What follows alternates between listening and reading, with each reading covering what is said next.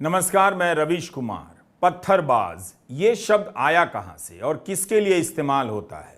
पत्थर चलाने वालों के लिए या एक समुदाय के खिलाफ होता है? दरअसल गोदी मीडिया को एंटी मुस्लिम अभियान चलाने के लिए कई प्रकार के शब्दों की जरूरत होती है। टुकड़े टुकड़े गैंग, आज़ादी गैंग, अर्बन नक्सल, एंटी नेशनल वगैरह वगैरह। उसी तरह से पत्थरबाज भी इसी जरूरत को पूरा करने के लिए लाया गया है। इन सभी के इस्तेमाल के पीछे सोच यही है कि आपके मम्मी पापा, अंकल मुस्लिम समुदाय से घृणा करते रहें। जब आप उसके बारे में सोचें तो इन शब्दों के सहारे ही सोचें और देखें कि ये लोग आतंकी हैं, ये लोग पत्थरबाज हैं। चेतन सिंह बंदूक लेकर चलती ट्रेन में खोज कर एक समुदाय के 3 लोगों को गोली मार देता है। गोदी मीडिया उसे आतंकवादी नहीं कहता है। असम में बजरंग दल गरीब बच्चों को हथियार के साथ ट्रेनिंग देता है, उसे कोई आतंकवादी कैंप नहीं कहता है। नूह हरियाणा के संदर्भ में फिर से पत्थरबाज का इस्तेमाल हो रहा है। गोदी मीडिया के एंकर उन लोगों को आतंकी भी नहीं कह रहे जो वीडियो में हथियार के साथ देखे जा रहे हैं या गोली चला रहे हैं। आतंकवादी तो छोड़िए, गुंडा का भी इस्तेमाल नहीं किया जाता है। अपराध के सारे प्रचलित और नए नए शब्द केवल एंटी मुस्लिम वाक्यों में इस्तेमाल हो रहे हैं। दूसरी तरफ एक धर्म के लोग धर्म के नाम पर अपराध कर रहे हैं, मगर उनके लिए किसी शब्द का इस्तेमाल नहीं होता है, ना नया ना पुराना। आजकल मानसिक रूप से बीमार का इस्तेमाल होने लगा है। यह बीमारी भी इसी राजनीति की देन लगती है। आप इन बातों पर गौर करेंगे तो पता चलेगा कि आपके घरों में मम्मी पापा, दादा दादी भी इन्हीं शब्दों के खेल और इस्तेमाल से सांप्रदायिक बनाए जा चुके हैं। ऑल्ट न्यूज के मोहम्मद जुबैर ने हिंसा से संबंधित कई वीडियो को मिलाकर ट्विटर पर एक रिपोर्ट श्रृंखला जारी की है। ट्विटर की भाषा में इसे थ्रेड कहते हैं। यूट्यूब के नियम कायदे हैं, इसलिए हम उन तस्वीरों को, वीडियो को साफ साफ नहीं दिखा सकते और ना उन हथियारों को जिनसे गोली चलाई जा रही है। लेकिन आप उसके ट्विटर पर जाकर देखिए, जुबैर के काफी डरावना मंजर है। हमारा सवाल है कि ऐसे लोगों के लिए गोदी मीडिया के पास क्या शब्द हैं? उस पुलिस के लिए क्या शब्द है जिसके सामने कोई गोली चला रहा है? गोली चलाने वाले के लिए क्या शब्द है? लेकिन आपसे गुजारिश है कि आप ट्विटर पर जाएं और ऑल्ट न्यूज के जुबैर की टाइमलाइन पर इस थ्रेड को पूरा देखें। मंदिर के भीतर से सफेद कमीज में एक नौजवान गोली चला रहा है। उसके पास दूर तक निशाना साधने वाला आधुनिक हथियार है। जहां पर गोली चल रही है वहीं पर बड़ी संख्या में पुलिस मौजूद है। पुलिस गोली चलाने वाले को कुछ नहीं कह रही है, रोक भी नहीं रही है। गोली किसे लगी होगी जांच का विषय है। इनके टी शर्ट पर बजरंग दल सोनीपत लिखा है। जुबैर ने बताया है कि जो व्यक्ति बंदूक चला रहा है वह कथित रूप से अशोक बाबा है। बजरंग दल फरीदाबाद का सदस्य है। इसकी एक तस्वीर हरियाणा के परिवहन मंत्री के साथ भी है। एक अन्य वीडियो में अशोक बाबा मोनू मानेसर के साथ बैठा नजर आ रहा है। यह वीडियो पुराना बताया गया है, यह तो जांच का विषय है, लेकिन जुबैर ने दिखाने का प्रयास किया है कि अशोक बाबा के पास जो हथियार है वही मोनू मानेसर के पास है। अब यह साफ नहीं होता कि दोनों के बीच यही एक हथियार है या दोनों के पास एक समान दिखने वाला अलग अलग हथियार है। तस्वीर में जो हथियार है किसका है, लाइसेंस है या नहीं। यही नहीं, अशोक बाबा की कई तस्वीरें भी जुबैर ने पोस्ट की हैं जिसमें वह फरीदाबाद पुलिस के साथ दिख रहा है। जिस वीडियो में अशोक बाबा कथित रूप से गोली चलाता दिख रहा है उसमें बिट्टू बजरंगी भी दिख रहा है। इसने घटना के एक दिन पहले एक वीडियो जारी किया था जिसकी भाषा हिंसा की धमकियों से भरी हुई है। बिट्टू इस वीडियो में गोली चलाने की बात कर रहा है। जुबैर के ट्विटर हैंडल पर जाकर आप जरूर देखिए। इनके लिए गोदी मीडिया के पास क्या कोई शब्द है? आप उन चैनलों को देख लीजिएगा, क्या वे आतंकवादी या गुंडा शब्द का इस्तेमाल कर रहे हैं? याद रखिएगा, इनके लिए रक्षक का इस्तेमाल होता है, भक्षक का नहीं। हमने वीडियो का इस्तेमाल नहीं किया, स्क्रीनशॉट लेकर उसे इस तरह से एडिट किया है ताकि आप अंदाजा लगा सकें और फिर ट्विटर पर जुबैर की टाइमलाइन पर जाकर देख सकें। किसी को भी डर लगना चाहिए कि हम यहां तक कैसे आ गए। पुलिस की मौजूदगी में कोई गोली चला रहा है, पुलिस रोक नहीं रही है। रेलवे सुरक्षा बल के चेतन सिंह ने तो गोली चला दी। यहां तो वीडियो में पुलिस के जवान खड़े दिखाई दे रहे हैं और वहीं पर कोई अपराधी गोली चला रहा है। क्या यहां खड़ी पुलिस के जवान भी चेतन सिंह बन गए हैं? अपराधी पुलिस में शामिल हो गए हैं या पुलिस अपराध में शामिल है? आप फर्क तो कीजिए। जुबैर ने जिन वीडियो का संकलन किया है, सारे के सारे सुप्रीम कोर्ट के लिए भी चुनौती हैं। कोर्ट ने भीड़ की हिंसा को रोकने के लिए 2018 में गाइडलाइन बनाई कि हर जिले में एसपी नोडल अफसर होगा और ऐसी भीड़ की खुफिया जानकारी पर नजर रखी जाएगी। लेकिन इन वीडियो में खुफिया जानकारी की जरूरत भी नहीं है। पुलिस के सामने ही तो गोली चलाई जा रही है। क्या यहां खड़े पुलिस के जवानों ने सुप्रीम कोर्ट के अनुसार अपने एसपी या एसएसपी को इसकी सूचना दी, गोली चलाने वाले को गिरफ्तार किया?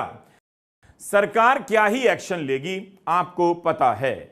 आपको यह भी पता है कि समाज भी आगे आकर इसे गलत नहीं कहता है, क्योंकि अफवाहों के आधार पर मिडिल क्लास ने अपना मत बना लिया है। जाहिर है समाज की सहमति भी होगी ही, अगर नहीं होती तो सरकार इस वीडियो से घबरा जाती, मंत्री का इस्तीफा हो जाता और सबसे पहले एसएसपी का तबादला। हरियाणा के मुख्यमंत्री ने कहा कि पुलिस सभी को सुरक्षा नहीं दे सकती है, लेकिन क्या पुलिस अपनी मौजूदगी में किसी को गोली चलाने दे सकती है? पांचजन्य ने अपने ट्विटर हैंडल से एक वीडियो पोस्ट किया है। जिस तरह हमने जुबैर के पोस्ट किए हुए वीडियो को नहीं चलाया ना दिखाया, उसी तरह इसे भी नहीं चला रहे हैं। लेकिन इस वीडियो में हिंदू धर्म के खिलाफ आपत्तिजनक बातें कही गई हैं। इसमें यह मरने मारने की बात कर रहा है। पांचजन्य ने दावा किया है कि नूह की हिंसा से पहले यह वीडियो जारी किया गया। हमें फेसबुक पर इस व्यक्ति का एक पेज मिला है। इस पर 1 लाख फॉलोअर हैं। इसके यूट्यूब चैनल पर 80,000 से अधिक फॉलोअर हैं। हिंसा से पहले के एक वीडियो में यह खुलेआम मरने मारने की धमकी दे रहा है। मोनू मानेसर की यात्रा में शामिल होने की बात पर नासिर जुनैद की मौत के केस का उल्लेख दे रहा है। सवाल है कि यह सारे वीडियो जो हिंसा से पहले जारी किए गए हैं, पुलिस ने तभी एक्शन क्यों नहीं लिया? यह कौन है जो गिरफ्तार नहीं किया जा सकता था? इसे भी और जुबैर के पोस्ट किए हुए वीडियो में गोली चलाने वाले को भी तुरंत गिरफ्तार कर लेना चाहिए था। तो आप देखेंगे कि केवल भाषा ही नहीं, सत्ता अपनी चुप्पियों और सहमतियों से भी इन तत्वों का समर्थन कर रही है। जुबैर ने जो वीडियो पोस्ट किए हैं, उनमें आप एक और चीज देख सकते हैं।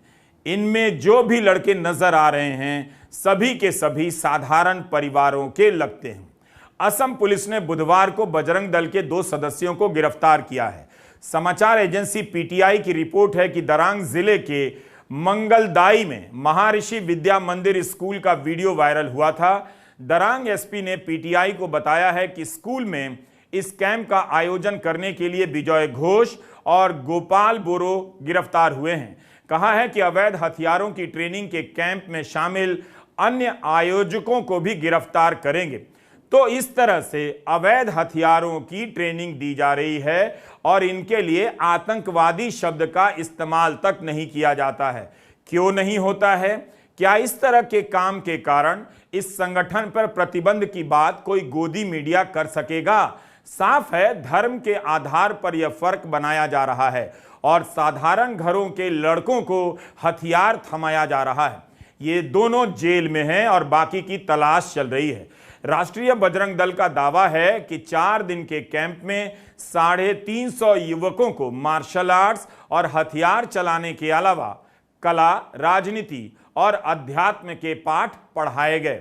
इसकी जरूरत क्या थी? हथियार चलाने की इन्हें ट्रेनिंग क्यों दी जा रही है, वो भी अवैध हथियारों के सहारे?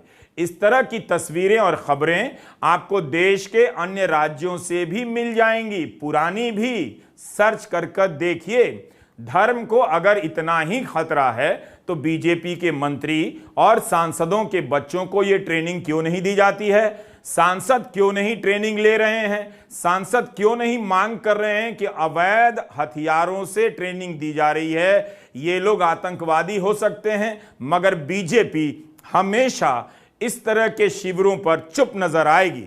अमर उजाला में बजरंग दल के प्रवक्ता का बयान छपा है कि ऐसे शिविर पड़ोसी देशों से अवैध अप्रवासियों से खतरों का मुकाबला करने के लिए आयोजित किए जाते हैं। तो क्या सेना और पुलिस नहीं है, वो सक्षम नहीं है? क्या एक दिन ये लोग सेना को भी ट्रेनिंग देंगे? ये हथियार लाइसेंसी हैं या अवैध, यह भी कई बार पता नहीं होता, लेकिन इस केस में पता है कि अवैध हथियार है, क्योंकि एसपी दारांग ने कहा है। इस तरह के शिविर के लिए प्रशासन की अनुमति ली जाती है या नहीं, यह भी साफ नहीं होता है। अखबार में सिर्फ तस्वीरें छाप दी जाती हैं। इसलिए हमने साधारण बच्चों और बीजेपी के नेताओं के बच्चों में फर्क किया है। ये सभी बीजेपी के बड़े नेताओं के बेटे हैं, बेटियां हैं। ये सारी तस्वीरें ट्विटर पर हैं, जिन्हें इनके मुख्यमंत्री शिवराज सिंह से लेकर अन्य मंत्री और सांसद पिताओं ने ही डाले हैं। बस बताना यह है कि पिछले 10 साल में ऐसी यात्राएं निकाली गईं जिसके दौरान हिंसा हुई है। इन यात्राओं में एक भी बड़े नेताओं का बच्चा, चाहे विदेश में पढ़ता हो या यहाँ की घटिया यूनिवर्सिटी में पढ़ता हो, आपको नजर नहीं आएगा। कोई भी सांसद नजर नहीं आएगा। बात यह है कि बड़े नेताओं के बच्चे अमेरिका पढ़ने चले जाते हैं और साधारण घरों के बच्चे धर्म के नाम पर गुंडा बनाकर सड़क पर उतारे जा रहे हैं। एक तरह से यह पूरा मामला इन गरीब घरों के बच्चों को आउटसोर्स कर दिया गया है, ताकि कोर्ट कचहरी की राजनीतिक कीमत नेताओं को ना चुकानी पड़े, जेल ना जाना पड़े या इस्तीफा ना देना पड़े। यही खेल आपको समझना है। अभी समझ नहीं आएगा, 20 साल बाद आप समझेंगे, जब ठीक से सब बर्बाद हो जाएगा।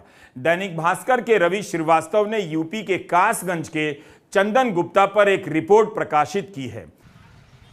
यह चंदन गुप्ता की मूर्ति है जो 5 साल से अनावरण का इंतजार कर रही है। पिता का कहना है कि किसी नेता को फुर्सत नहीं है कि अनावरण करे। उसकी मौत की बरसी पर हमें वहां दिया तक नहीं जलाने देते हैं। यह सब अखबार में लिखा है, वही पढ़ रहा हूं।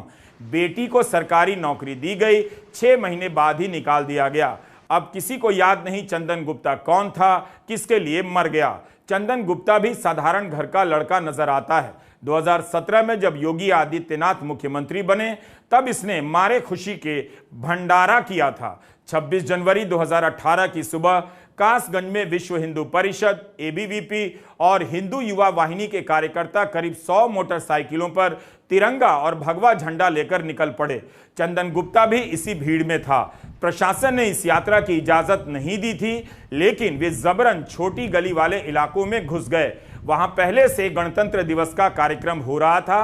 तनातनी में माहौल बिगड़ गया। दोनों तरफ से पत्थर चलने लगे। एक गोली आई जो चंदन को लग गई और चंदन मर गया। 2 मुस्लिम युवक भी बुरी तरह घायल हो गए। इस घटना को लेकर कासगंज में 1 सप्ताह तक हिंसा चलती रही। इंटरनेट बंद रहा। पिता कहते हैं कि खुद 1984 से आरएसएस से जुड़े हैं। चंदन भी अखिल भारतीय विद्यार्थी परिषद का सदस्य रहा है। मां का बयान है कि योगी जी के जनता दरबार में उन्हें अपमानित किया गया, वापस भेज दिया गया। चंदन के केस का ट्रायल शुरू हो चुका है। 2018 से 23 आ गया है। मां पिता को इंसाफ नहीं मिला। भास्कर की रिपोर्ट में पिता ने कहा है कि वे बीजेपी के समर्थक हैं और बेटे की हत्या के बाद भी पिछले विधानसभा चुनाव में बीजेपी को ही वोट दिया।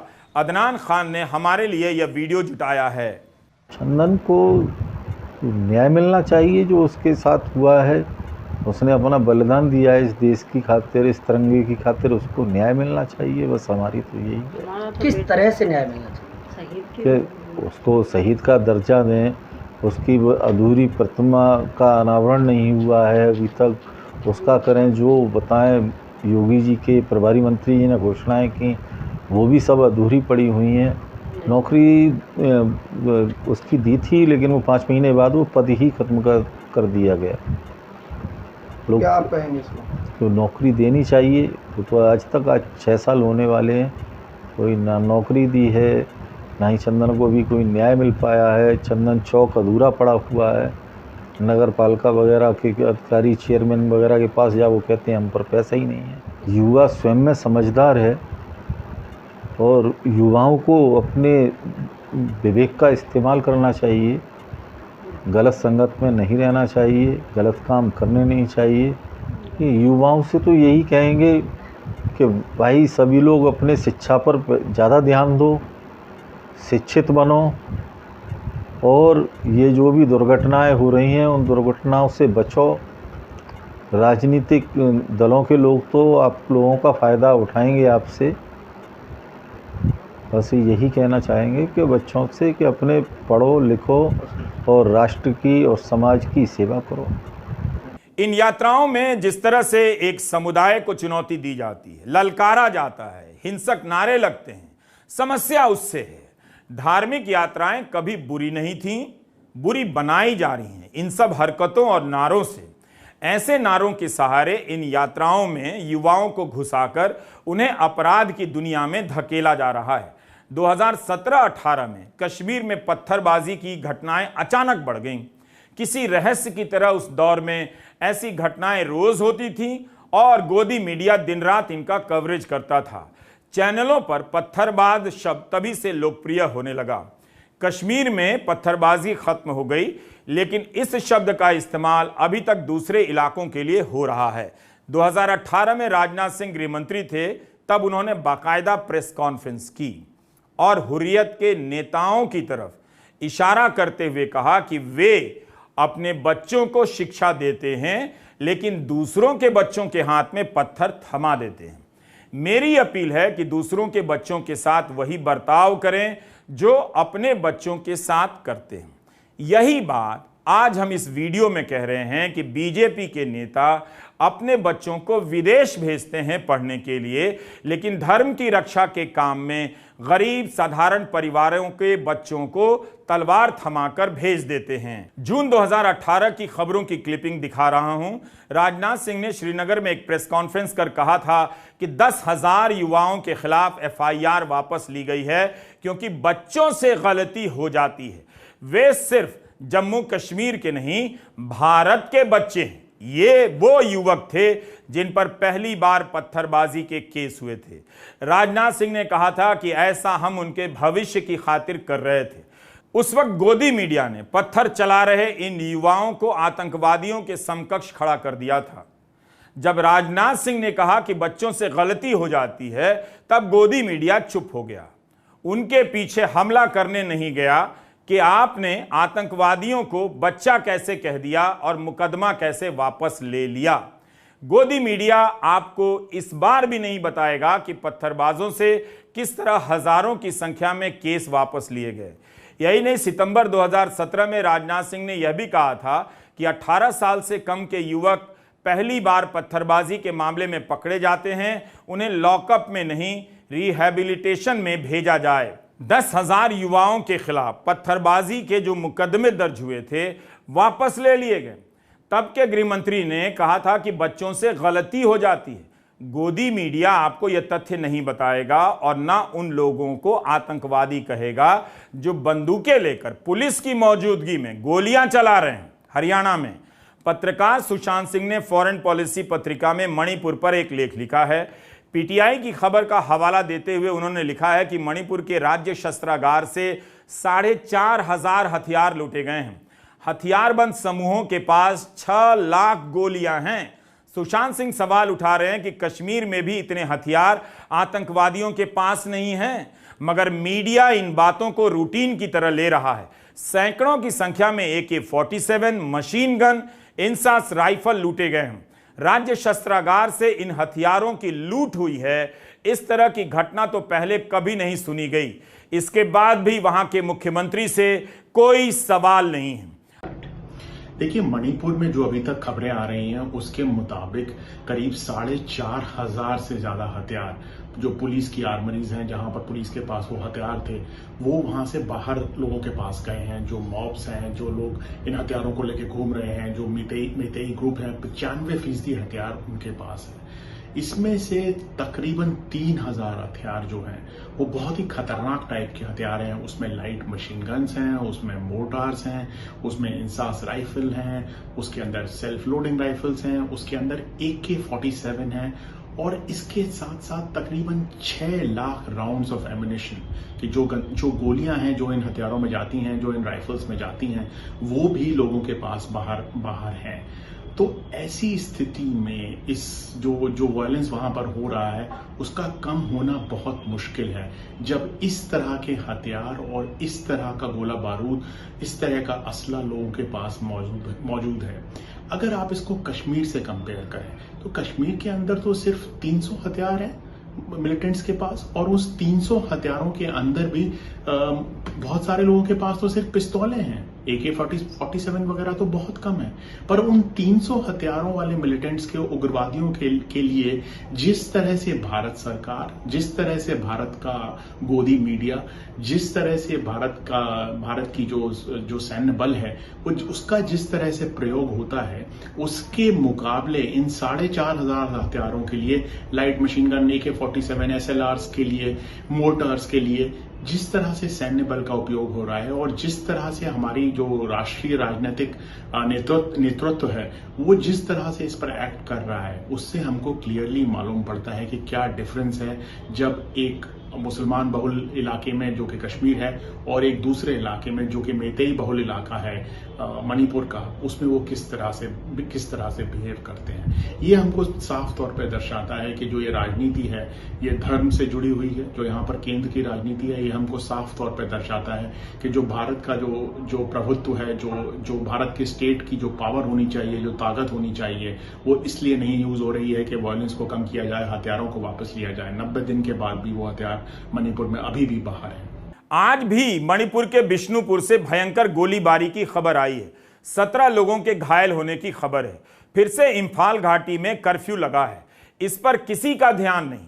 पत्थरबाजों को लेकर गोदी मीडिया चिल्ला रहा है क्योंकि इससे एंटी मुस्लिम ध्रुवीकरण होता है और वोट बैंक बनता है। पत्रकार हरतोष सिंह बल ने ट्वीट किया है कि अब इसे लेकर कोई विवाद ही नहीं है कि मैतेई को पुलिस का समर्थन प्राप्त था। इंडिया रिजर्व बटालियन के मुख्यालय से लूटे गए हथियारों की सूची से पता चलता है कि 139 सेल्फ लोडिंग राइफल, 22,970 गोलियां, 58 सब मशीन गन, 6,437 गोलियां, 28 इंसास लाइट मशीन गन और 30,690 गोलियां लूटी गई हैं। इतनी बड़ी संख्या में हथियार लूटे गए, मगर गोदी मीडिया को इस पर कुछ भी नहीं कहना नजर नहीं आ रहा।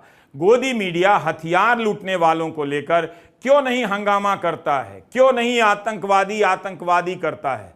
हरियाणा में भी हथियार चलाने वालों के लिए आतंकवादी शब्द का इस्तेमाल नहीं, मगर पत्थरबाजों के नाम से लगातार कवरेज हो रहा है और आपके मन में यही धारणा बिठाई जा रही है। यही हाल जयपुर मुंबई सुपरफास्ट में 4 लोगों को गोली मार देने वाले चेतन सिंह के बारे में दिखता है। तुरंत ही कहा जाने लगा कि मानसिक रोगी है, जबकि वह एक समुदाय के लोगों को चुनकर मारता है, खोजकर मारता है। रेलवे के अफसर ने ऑन रिकॉर्ड कहा कि मानसिक रूप से बीमार नहीं है, मगर कोर्ट में यह बयान बदल दिया जाता है। चेतन सिंह को मानसिक रूप से बीमार बताया जाता है। 2 अगस्त शाम 7:15 बजे पीटीआई में रेलवे के प्रवक्ता का यही बयान छपा कि चेतन सिंह की समय समय पर मेडिकल जांच की गई है, उसमें कोई गंभीर एंजाइटी डिसऑर्डर नहीं पाया गया, यानी मानसिक रूप से वह बीमार नहीं था। अगर उसने व्यक्तिगत स्तर पर इलाज कराया होगा तो उसने नहीं बताया। रेलवे के अधिकारियों का इसी तरह का बयान अखबारों में भी छपा है। 2 घंटे बाद इस बयान को वापस ले लिया गया। जब पुलिस ने मुंबई के बोरीवली कोर्ट में चेतन सिंह को पेश किया तो बताया कि उसका मानसिक संतुलन बिगड़ गया था। यह बदलाव कैसे हो गया? यही नहीं, पुलिस ने कोर्ट के सामने उस वीडियो को पेश भी नहीं किया जिसमें हत्या के बाद चेतन सिंह सांप्रदायिक बातें कर रहा है। एफआईआर में भारतीय दंड संहिता की वे धाराएं गायब हैं जिनके तहत हेट क्राइम और सांप्रदायिक अपराध आते हैं। वायर के लिए सुकन्या शांता ने इस पर रिपोर्ट की है। आपको तय करना है कि आप इस राजनीति को कैसे देखते हैं। कोई भी शहर सुरक्षित नहीं है, कहीं भी यात्रा निकल सकती है, कहीं भी डीजे बज सकता है और कहीं भी हिंसा हो सकती है। हरियाणा की हिंसा से गरीब ही प्रभावित नजर आ रहे हैं। यूपी, बिहार और बंगाल से आकर यहां काम करने वाले लोग भागने के लिए मजबूर हुए हैं। कौन जानता है इसी बहाने भगाए जाने लगे हों। टाइम्स ऑफ इंडिया में हरियाणा पुलिस का बयान छपा है कि 2,500 मजदूरों को बस में बिठाकर घर भेजा गया। क्या धर्म की आड़ लेकर हिंसा का खेल इसलिए रचा गया होगा कि यहां से ये मजदूर भाग जाएं? कई बार होता है। हिंसा के इस खेल से झुग्गियों में बसे लोगों को हटाया जाता है। सिनेमा में ऐसे कई सीन मिल जाएंगे। इस लाइन पर भी सोचना चाहिए कि वहां से लोग भाग जाएंगे तो वो जमीन किसके हाथ लगेगी। ये एंगल ना भी हो तो भी गरीब की ही रोजी रोटी छिन गई है। हमें नहीं मालूम कि बीजेपी के नेताओं के कितने बच्चे विदेश जाकर अच्छी पढ़ाई की तैयारी कर रहे होंगे और साधारण परिवारों के कितने बच्चे इन यात्राओं में जाने के नाम पर बंदूक चलाने और अपराधी बनने की ट्रेनिंग ले रहे होंगे। लेकिन आपको सब मालूम है, मगर आप चुप हैं। नमस्कार, मैं रवीश कुमार।